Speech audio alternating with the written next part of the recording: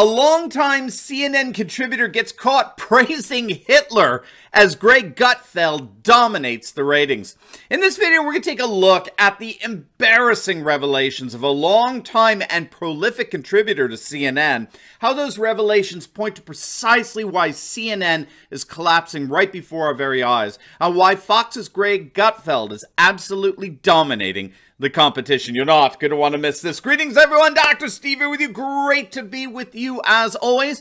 We are your daily antidote to fake news, as each and every day we analyze current events in light of larger conservative trends to help you make sense of these crazy and turbulent times. So if you haven't already done so, you know what to do. Make sure to smack that bell and subscribe button. Before we dive into things here, I am so excited to invite you to our brand new PATRIOT Entrepreneur Live event that we're holding on June 4th and 5th. It's a virtual conference, so you don't even have to leave the comfort of your own home, and you can secure your seat simply by clicking on the link below. If you're looking to be a PATRIOT entrepreneur who's currently frustrated and feeling trapped in your woke job, passionate about your work, but disheartened about your woke environment, or perhaps you're a current business owner who wants to take your impact to the next level, then you're going to absolutely love our upcoming PATRIOT Entrepreneur Live. I've invited top conservative entrepreneurs to join me and share their wisdom with you as together we build a world of freedom without sacrificing our callings and our talents. And I hope to help you live out your calling free from cancel culture, woke corporations, and the grasp of leftist ideologies, and give you all the tools you need to be living a life of complete independence. Now, if you click on that link below right now, you can take advantage of our early bird special and register at a super low price, but that special offer is going to expire at midnight tonight, so don't miss it. Click on that link below and take advantage of our early bird special that expires at midnight tonight, and I'll see you for a weekend that promises to be a game changer for your life like never before. All right, gang, let's dive right in here. CNN continues to crash and burn. It's literally beyond belief how far the so-called cable news channel has sunk. It's now being widely reported that a longtime CNN contributor has a history of writing pro-Hitler tweets against Jews. CNN writer and contributor Adil Raja has been caught reacting to the ongoing hostility between Israel and the Palestinians by posting highly insidious tweets such as, "The world today needs a Hitler." And it frankly goes downhill from there. His other tweets are like, "Palestinian genocide, inner Hitler among Germans must resurface. Hell yeah." In responding to a soccer game, he tweeted out, "Just cause Hitler wanted to F those Jews, I'm supporting Germany." Or, "My support for Germany is due to what Hitler did with Jews." Or, "The only reason why I'm supporting Germany in the finals is Hitler was a German and he did good with those Jews." Now, according to townhall.com, these tweets go back to 2014, and this fellow's written over 50 articles for CNN. Well, needless to say, when these tweets surface, CNN has done its best to distance itself from this fellow Adil Raja, claiming that Raja has, quote, "never been a CNN employee. As a freelancer, his reporting contributed to some news gathering efforts from Islamabad. In light of these abhorrent statements, he will not be working with CNN again in any capacity." But of course, it all seems too little too late. The damage has already been done, and it's only contributing to CNN's crashing and burning right before our very eyes. It seems we cannot go a week without reporting on a new low for CNN in terms of audience, in terms of ratings, in terms of the collapse of journalistic standards, like this latest example, right? So CNN is literally unraveling right before our very eyes. You'll definitely want to check out a video. I just uploaded it. It's like within the last week. CNN has lost, I kid you not, 2/3 of their audience. You're going to love that video because we take a deep dive into what's going on there at CNN. But the fact that one of their contributors got caught tweeting out these incendiary tweets is because, unfortunately for CNN and big media as a whole, they no longer have a monopoly over information. And they no longer have a monopoly over information precisely because of the rise of what scholars call the network society. Now, we've talked about this on a number of other videos. In fact, it's a main theme here on this channel, but the rise of the network society is a frame that can help us understand why CNN is so pathetically collapsing right in front of us. We have to remember that big media, so, you know, the network news outlets, New York Times, Washington Post, CNN, they all come out of what's called mass society. And mass society was a kind of industrialized society that rose in the 19th and 20th centuries that was organized around densely concentrated urbanized populations and the like. And it was within this mass society that the days of big media were forged over the course of the last century. So, you know, you got your NBC building right in Rockefeller Plaza, you got your CNN building in Atlanta, you got your New York bureaus for Wall Street, your DC bureaus for Capitol Hill.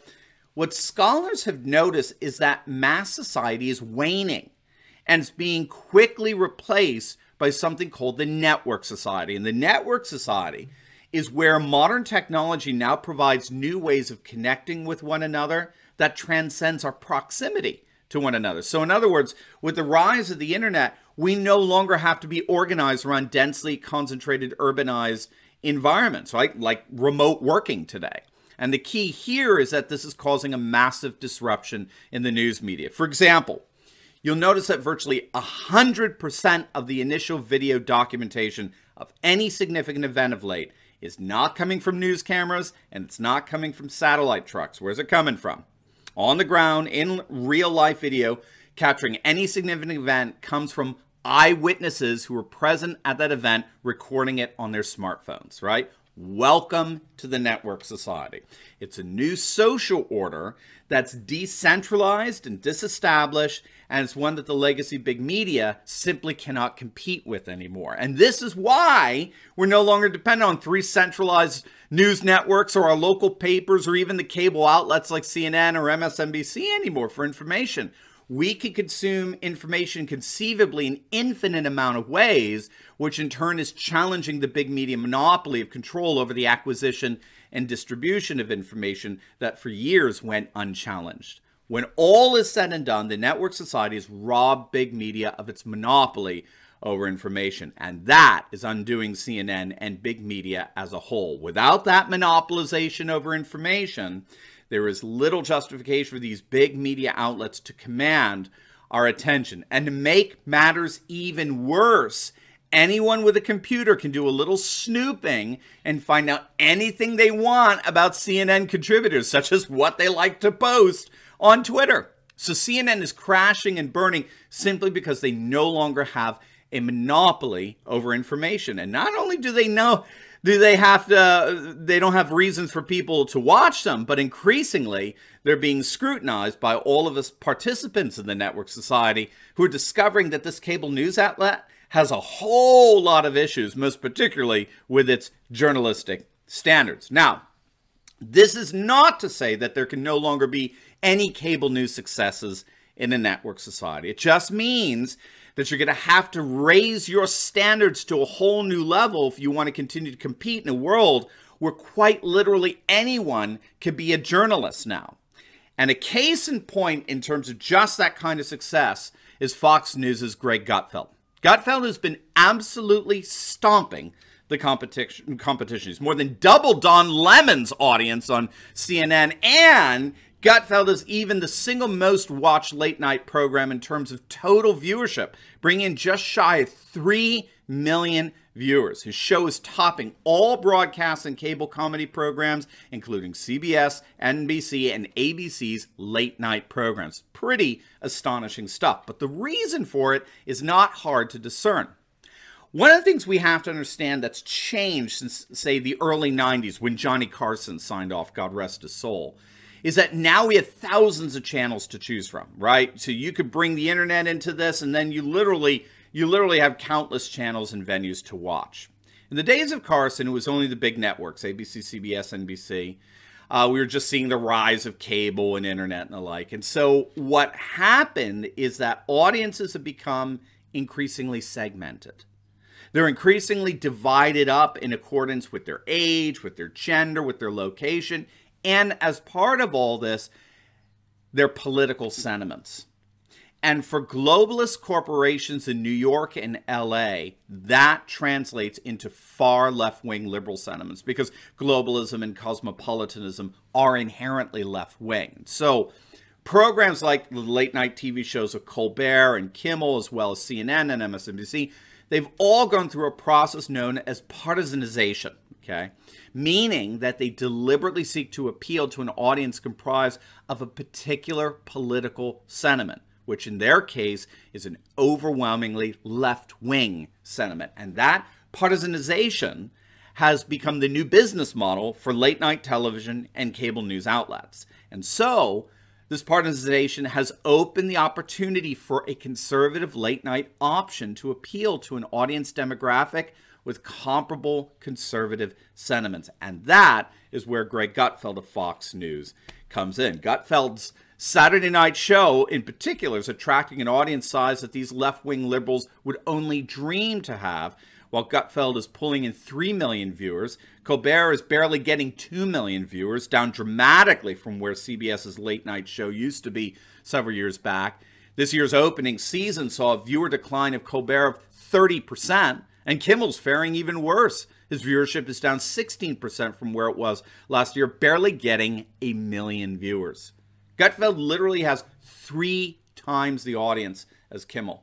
And that's because what we're seeing here is that the liberal left late night hosts are fighting each other over what's left of their left-wing audience, while Gutfeld is tapping into a conservative audience that the liberals over at ABC and CBS have thus far ignored.